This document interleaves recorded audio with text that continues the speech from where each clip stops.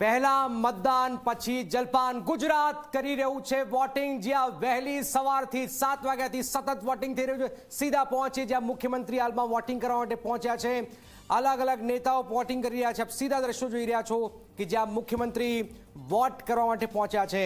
તો આજે ગુજરાતમાં લોકસભાની 25 બેઠક, જેમાં પ્રધાનમંત્રીએ વોટ કર્યો છે, સૌથી પહેલા વોટ કર્યો છે, અને હવે ગુજરાતના મુખ્યમંત્રી ભૂપેન્દ્ર પટેલ એ વોટ કરવા જઈ રહ્યા છે।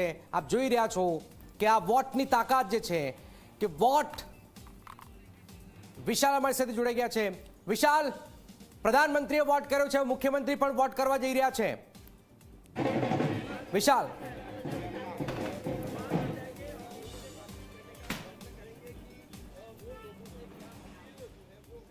અચાનક અહીંયા જોરદાર ઉત્સાહનો માહોલ છે। સીએમ ઢોલ નગારા સાથે તેમનું સ્વાગત કરવામાં આવ્યું, મતદાન કરવામાં આવ્યા ત્યારે તમે જોઈ શકો છો કે અત્યારે તમે સીએમ અંદર મતદાન કરવા, પોતાના મતાધિકારનો ઉપયોગ કરવા અંદર ગયા છે।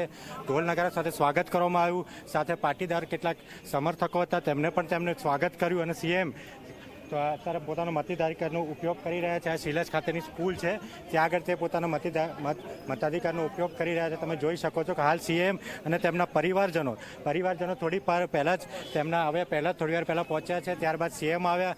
સીએમનું અહીંયા ભવ્ય સ્વાગત થયું અને અત્યારે તેઓ પોતાના મતાધિકારનો ઉપયોગ કરી રહ્યા છે। જી જનક,